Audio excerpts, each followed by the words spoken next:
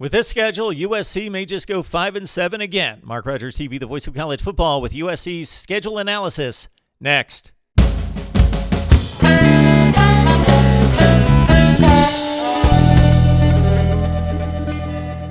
All right, you have arrived at the voice of college football, Mark Rogers TV. We welcome you in. We appreciate the views, the comments, the likes, and of course, subscribe to the channel.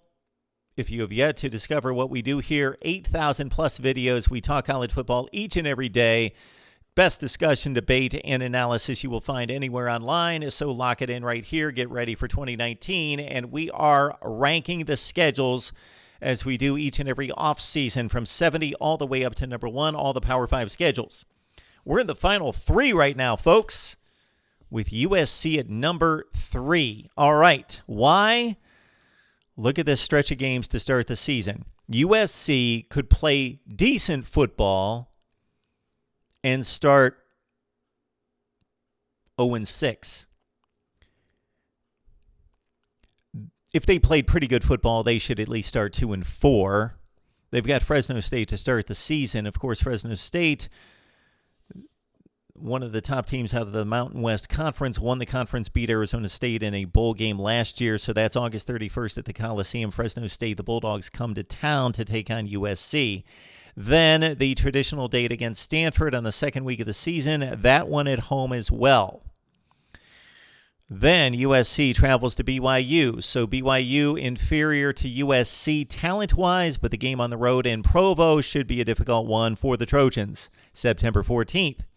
Then they've got the team that blasted them last year and knocked them out of the top spot in the Pac-12 South Division, Utah at home at the Coliseum on September 20th. So 3 of the first 4 games are at home, and those are key games, especially against Stanford and Utah. September 20th against Utah. That will most likely give a huge step toward one of these two teams toward winning the division. Then September 28th, USC travels to Washington. The last time they went to Seattle, they blasted the Huskies en route to the Rose Bowl berth that year when the Huskies actually made the college football playoff as the Pac-12 champion, but USC beat them by 2 scores at Washington.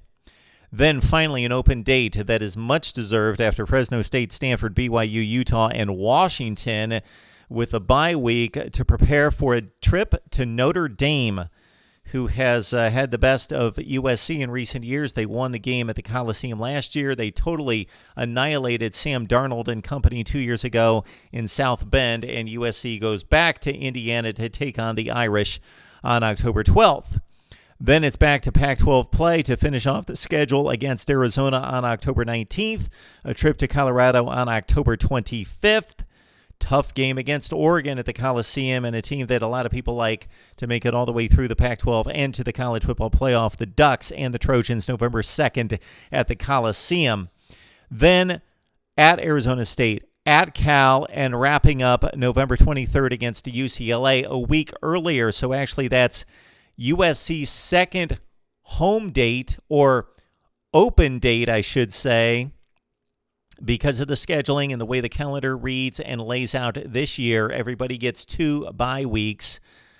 But for a chosen few across the country and the way the Pac-12 schedule works out, USC's second open date, their second bye, is the last week of the season. So it prepares them for nothing unless they make the Pac-12 championship game. Then they will have a bye week to prepare for Washington, Washington State, Oregon, or Stanford, most likely. All right, so it's an unusual schedule for the Trojans, but 3 very difficult non-conference games in taking on Fresno State, BYU on the road, and Notre Dame on the road as well. The 2 teams they miss out of the Pac-12 North Division. No big favor in missing Oregon State, a give-me win, but they also miss Washington State, a team that defeated USC this past season. So the Trojans, again, the brutal 6-game stretch to start the season. And then the rest of the teams that they play are decent for the most part, highlighted by Oregon November 2nd, and, of course, the big rivalry game against UCLA, a team that upset the Trojans when USC still had a chance to go bowling last year at 5-6, and UCLA at 2-9 defeated them, so that was quite embarrassing. Tough non-conference stretch. Most of the difficult teams that they face in the Pac-12. They don't miss anyone except Washington State, and therefore it's the most difficult schedule in the Pac-12, and it's also the third toughest schedule in all of college football. It belongs to USC. My spring projection, this goes back to April when the series started, when we started it all the way down at number 70 in ranking these schedules. So this is not my final prediction, but this is the projection right now. USC at 7-5, 5-4 in the Pac-12 as they bounce back a bit, get to bowl play, but most likely not a division championship at 5-4.